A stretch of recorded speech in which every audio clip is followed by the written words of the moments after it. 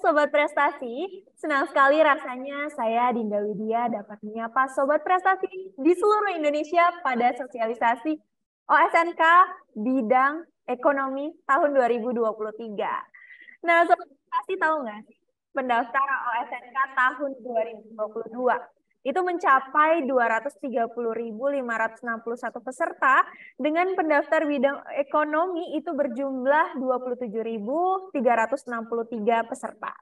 Nah, angka ini tentunya menjadi acuan ya supaya Sobat Prestasi bisa mempersiapkan ajang perlombaan ini dengan maksimal supaya tetap semangat dan lebih giat lagi dalam belajar. Semoga medali OSN tahun ini adalah rezeki kamu. Amin. Nah, Sobat Prestasi, saat ini sudah bersama saya narasumber kita. Beliau adalah Ibu Dr. Dwi Wulandari. Halo, Ibu. Halo, selamat sore Kak Dinda. Pagi, siang, sore ya. Iya, Nah, kita ketemu lagi ya di sini ya. Ibu cantik ini. Ibu dipanggilnya Ibu Wulan ya? Iya, betul sekali Kak Dinda. Wah. Baik, Ibu gimana kabarnya? Sehat ya? Alhamdulillah sehat-sehat dan siap menyambut adik-adik yang ingin berpartisipasi di OSNK bidang ekonomi. Luar biasa.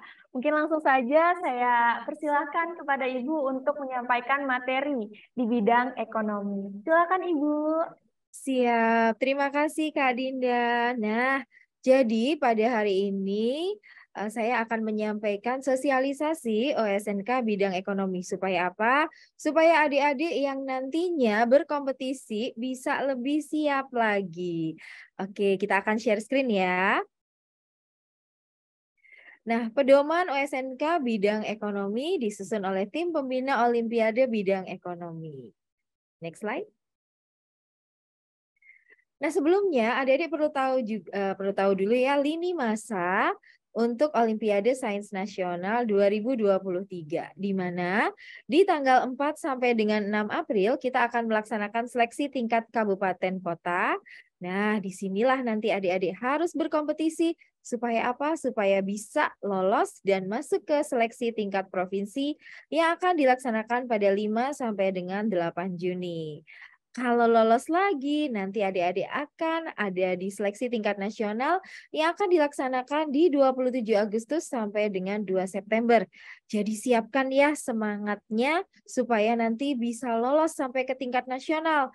Bahkan nanti bisa mewakili Indonesia di tingkat internasional. Next slide. Nah, lalu apa sih yang harus dilakukan? Tentu saja adik-adik harus mulai melakukan pendaftaran ya. Tadi Kak Dinda sudah mengungkapkan tahun lalu aja yang mendaftar di bidang ekonomi sampai 27.000. Berarti persaingannya sangat ketat. Maka siapkan diri ya. Jadi banyak-banyak belajar, banyak-banyak memahami. Nah, lalu setelah itu ada DKT OSNK di 9 Maret, lalu ada uji coba OSNK di 29 sampai 30 Maret, lalu ada pelaksanaan OSNK di 4 sampai dengan 6 April, dan di 28 April akan kita umumkan hasilnya. Next slide. Kenapa sih harus ada uji coba? Nah, uji coba ini bertujuan agar siswa peserta OSNK nanti dapat mengenal lebih jauh mengenai aplikasi yang digunakan untuk tes OSNK nanti. Jadi jangan sampai hari H masih bingung gimana cara menggunakan aplikasinya ya. Hari H kita sudah fokus pada konten atau isi dari lombanya. Nah, uji coba OSNK sendiri kita akan buat sebagaimana tes OSNK dengan aturan yang sama kecuali jumlah soal dan lama waktu yang tersedia. Next slide. Lalu pada saat pelaksanaan OSNK ekonomi apa sih yang harus diperhatikan? Nah, pastikan datang sebelum waktu pelaksanaan ya, jangan terlalu mepet. Nanti kalau ada masalah sinyal, masalah jaringan, masalah device gitu, bisa diselesaikan kalau kita tidak terlalu mepet datangnya. Lalu jangan lupa untuk selalu membaca atau mengikuti petunjuk pelaksanaan ujian sebagaimana pada panduan. Soal-soal yang diujikan itu apa saja sih? Nah, kita sudah ada 35 soal pilihan ganda sederhana di topik ekonomi. Ekonomi tentu saja bisa ekonomi makro, ekonomi mikro, ekonomi moneter, ekonomi internasional. Coba adik-adik pelajari di situ karena jumlah soalnya cukup banyak. Lalu juga ada soal pilihan ganda sederhana, akuntansi dan manajemen, ada 10 soal. Jadi belajar ya, jangan lupa di situ. Di sini udah mulai angka-angka ya. Nah, lalu juga pilihan ganda sederhana literasi keuangan 5 soal. Jadi benar-benar dipikirkan tentang hal-hal yang berkaitan dengan literasi keuangan. Bolehkah menggunakan kalkulator? Boleh, menggunakan kalkulator konvensional ya, bukan kalkulator HP atau komputer. Nah, dijawab aja semua soalnya karena jawaban yang salah tidak mengurangi nilai. Di mana total untuk mengerjakan 50 soal ada waktu 120 menit. Slide berikutnya. Nah, gimana sih cara menggunakan aplikasinya? Kita simak ya. Oke, jadi adik-adik akan punya kesempatan untuk login 1 kali. Jangan lupa mengisi nama peserta sesuai nama lengkap dan tanggal lahir. Mengisi token sesuai yang diterima dari pengawas nanti akan kita jelaskan lebih lanjut. Dan soal ini akan tampil pada layar secara berurutan dan dapat kembali melihat soal sebelumnya. Jadi jangan khawatir ya, misalnya tidak yakin dengan yang sebelumnya bisa kembali dan bisa dilihat lagi. Lalu isi jawaban dengan klik pilihan pada abjad atau mengetikkan abjad A, B, C, D, atau E pada keyboard tanpa menekan caps lock. Jika masih ragu dengan jawaban yang benar, dapat mengklik pada pilihan ragu-ragu. Kalau sudah yakin, bisa diisi jawabannya lalu menghapus tanda klik ragu-ragu tersebut. Nah, jadi tampilan loginnya nanti seperti ini. Adik-adik akan ada username, di mana dia adalah angka yang dapat dilihat pada kartu login peserta. Lalu password adalah kombinasi angka dan tanda bintang yang dapat dilihat pada kartu login peserta. Jika peserta sudah mengisikan kolom username dan password dengan benar, silakan mengklik tombol login untuk bisa melanjutkan ke halaman berikutnya. Nah, tadi ada yang kita katakan sebagai halaman token dan petunjuk umum ya.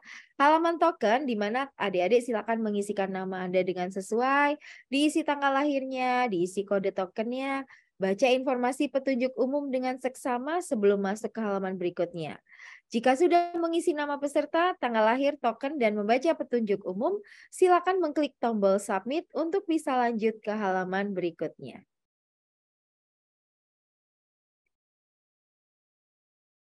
Nah, lalu ada juga yang dinamakan sebagai halaman konfirmasi tes dan petunjuk khusus. Nah, di sini adik-adik bisa membaca dengan sebaik-baiknya petunjuk khusus yang setelah ini akan saya jelaskan. Nah, petunjuk khusus akan terdapat di sebelah kanan sebelum masuk ke halaman berikutnya. Jika sudah membaca petunjuk khusus, silakan mengklik tombol mulai untuk bisa masuk ke halaman soal dan memulai tes. Nah, petunjuk khususnya apa sih untuk bidang ekonomi? Jadi, soal-soal bidang ekonomi ini seluruhnya 50 nomor berupa soal-soal pilihan ganda atau multiple choice terdiri atas pilihan ganda sederhana. Di mana waktu pengerjaan totalnya adalah 120 menit. Kalkulator yang boleh digunakan hanya kalkulator konvensional, bukan kalkulator yang melekat pada ponsel atau komputer. Nah, selama waktu pengerjaan tes, adik-adik tidak diizinkan beranjak dari tempat duduk. Makanya sebelum tes, kalau ingin ke belakang, silakan ke belakang dulu. Karena begitu tes selama 2 jam, adik-adik harus mengerjakannya dengan seksama. Nggak boleh kemana-mana ya. Dalam USNK 2023 ini tidak dikenakan nilai negatif atau minus terhadap jawaban yang salah. Jadi, optimis dan cermatlah dalam bekerja, karena kita bukan hanya dituntut untuk cemerlang secara akademis, tapi luhur dalam pekerti dan terampil dalam berteknologi. Tidak ada penambahan waktu atau pengulangan tes jika di tengah pelaksanaan terjadi gangguan teknis, seperti listrik padam, komputer macet, ataupun gangguan teknis lain. Selamat berkompetisi. Nah, lalu di sini ada yang kita namakan sebagai halaman soal. Menerangkan teman-teman sedang berada pada nomor soal yang mana.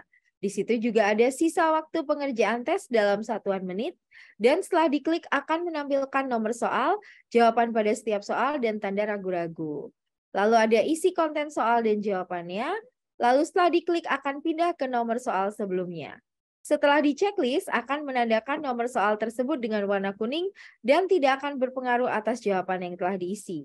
Setelah diklik akan pindah ke nomor soal berikutnya.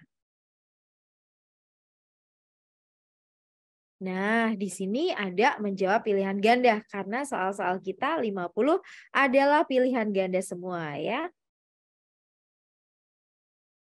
Menandai ragu-ragu. Jadi kalau memang belum terlalu yakin gitu ya apa jawabannya, maka bisa ditandai sebagai ragu-ragu. Nanti kalau sudah yakin bisa diisi dengan jawaban yang tepat menurut adik-adik. Lalu di sini ada daftar soal. Nah, lalu juga ada konfirmasi tes. Nah, ternyata di sini dia masih ada beberapa jawaban yang ragu-ragu. Maka bisa ditinjau lagi. Silakan diklik ya. Nah, jika sudah selesai, beri tanda klik tombol yakin mengakhiri tes. Lalu klik tanda selesai, lalu akan muncul halaman baru untuk mengakhiri tes dan klik tombol selesai. Perhatikan waktu tersisa saat mengerjakan soal pada layar bagian atas aplikasi. Jika waktu habis sebelum Anda menjawab seluruh jawaban, maka aplikasi akan tertutup sendiri dan secara otomatis menyimpan hasil jawaban Anda. Jawaban ragu-ragu tidak akan dinilai sebagai jawaban. Dan tetap jaga selalu prosedur kesehatan dengan 6M, mencuci tangan, memakai masker, menjaga jarak, menjauhi kerumunan, membatasi mobilitas dan mendapatkan vaksinasi sesuai anjuran Satgas Covid, serta hindari kerumunan pada saat sebelum, selama, dan setelah tes atau simulasi tes. Nah, di sini adik-adik bisa melihat ada tombol selesai tes. Lalu ada pop-up selesai tes. Lalu ada konfirmasi tes selesai. Wah, lega ya kalau tesnya sudah selesai. Demikian adik-adik, jadi inilah yang harus adik-adik cermati supaya bisa menjalankan tes ini dengan baik dan bisa mendapatkan hasil yang maksimal, bisa lolos terus ke tahap berikutnya. Terima kasih, saya akhiri. Wassalamualaikum warahmatullahi wabarakatuh. Waalaikumsalam warahmatullahi wabarakatuh. Wah, senang sekali mendengar penjelasan dari Ibu Furlan. Suaranya sangat lembut ya, Sobat Prestasi. Enak untuk disimak. Jadi kita bisa memahami apa-apa yang sudah disampaikan. Nah, Sobat Prestasi, kalau tadi kita cermati bersama, di bidang ekonomi ini terdapat 50 soal pilihan ganda sederhana dengan waktu pengerjaan 120 menit. Tidak boleh keluar ruangan, artinya Sobat Prestasi silakan menyelesaikan segala urusan ke toilet sebelum pelaksanaan lomba berlangsung. Dan apabila sudah selesai nih mengerjakan soalnya, tapi waktu masih tersisa, juga tidak diperkenankan meninggalkan ruangan. Tidak ada nilai minus untuk bidang ekonomi ini, dan Sobat Prestasi bisa mengklik tombol ragu-ragu apabila jawaban yang dijawab itu pada soal tersebut belum diyakini dan bisa ditinjau kembali sebelum mengakhiri tes tersebut. Baik, Ibu Wulan. Ada beberapa pertanyaan dari Sobat Prestasi yang sering ditanyakan terkait perlombaan ini. Mungkin tadi sudah disebutkan juga bahwa di bidang ekonomi diperkenankan menggunakan kalkulator konvensional ya Ibu. Itu Betul. sama jenisnya dengan kalkulator saintifik bukan? Iya, hanya boleh kalkulator sederhana kayak kalkulator kalau kita mau beli ke pasar tuh boleh ya. Tapi kalau yang lain-lainnya yang canggih-canggih ada rumusnya jangan ya. Baik, kemudian untuk pelaksanaan nanti, apakah Sobat Prestasi diperkenankan menggunakan jam tangan karena adanya sifatnya smartwatch ya Ibu ya? Bagaimana Ibu kebijakannya? Nah, sebenarnya karena jam tangan ini banyak yang sekarang smartwatch, maka kita inginnya adik-adik tidak usah menggunakan jam tangan. Toh di situ juga ada petunjuk waktu ya. Jadi nggak apa-apa deh ditaruh di rumah dulu ya jam tangannya ya. Jadi kerjakan soalnya lihat waktunya ada di petunjuk waktu. Baik, Ibu. Terakhir mungkin closing statement dari Ibu boleh memberikan tips dan trik atau semangat motivasi untuk Sobat Prestasi di seluruh Indonesia. Nah, adik-adik, jadi pelaksanaan OSNK ini adalah sebuah ajang seleksi untuk menuju OSN tingkat provinsi, OSN tingkat nasional, dan nantinya akan mewakili Indonesia di tingkat internasional. Jadi, semua soal yang kami susun sudah menyesuaikan dengan apa yang akan dilombakan di tingkat internasional. Walaupun tentu saja di tingkat OSNK ini derajat kesulitan soalnya pasti berbeda dengan OSNP maupun yang tingkat nasional. Nah, sarannya Bu Wulan tetap belajar sesuai apa topik yang memang ditanyakan di situ. Tadi ada 3 topik ya, ada ekonomi, ada manajemen dan akuntansi, serta ada literasi keuangan. Jadi adik-adik banyak-banyak cari info, banyak-banyak belajar hal-hal terbaru, banyak-banyak mengasah kemampuan kuantitatifnya, supaya gampang kalau ngitung-ngitung ya. Insya Allah kalau adik-adik melakukan itu secara konten tidak ada masalah. Tapi ada juga yang harus dipersiapkan. Misalnya fisik gitu ya. Jadi coba minum vitamin, makan yang bergizi gitu. Dan jangan terlalu stres. Karena kalau terlalu stres suka lupa tuh semua jawabannya ya. Jadi dijaga juga kondisi mentalnya. After all, ini semua adalah sebuah kompetisi yang ingin menilai kompetensi kita. Jadi kalaupun nantinya tidak berhasil, berarti kita sudah tahu nih apa saja yang harus kita perbaiki dan justru jadi hal yang baik ke depannya ya. Jadi jangan khawatir, yang penting adik-adik lakukan kompetisi dengan baik dan jujur karena itu adalah karakteristik yang kita cari sampai ke tingkat internasional adalah kejujuran. Ya, lomba itu bukan masalah menang-menangan saja, tapi juga ada karakter dari peserta yang memang kita cari. Saya rasa itu Mbak Dinda. Baik, terima kasih Ibu sudah menyampaikan ada pesan-pesan untuk sobat prestasi di rumah. Dan tentunya sobat prestasi tadi ada kalimat menarik ya, kompetisi untuk menilai kompetensi diri kita. Artinya memang ini menjadi tolak ukur untuk kita mengetahui sejauh mana kemampuan diri kita, sehingga ke depannya kita bisa memperbaiki diri dan mengupgrade apa aja nih yang masih kurang di diri kita supaya kita menjadi pribadi dan karakter yang lebih baik lagi ya Ibu ya. Baik, Benar sekali. Ibu, saya berharap semoga OSNK tahun ini dapat menemukan mutiara-mutiara atau talenta Indonesia yang dapat bersaing secara internasional ya untuk mengikuti ajang di tingkat internasional. Gitu Ibu, terima kasih atas penjelasan dan pemaparan materi di bidang ekonomi ini. Semoga Ibu sehat selalu dan boleh kasih semangat terakhir Ibu buat sobat prestasi di rumah semuanya. Terima kasih Kak Dinda, Sobat Prestasi, semangat ya. Kita akan ketemu di berbagai level kompetisi. Semoga ketemu anak-anak terbaik dari seluruh Indonesia. Amin. Terima kasih Ibu, terima kasih Terima Sobat Prestasi. kasih. Dah.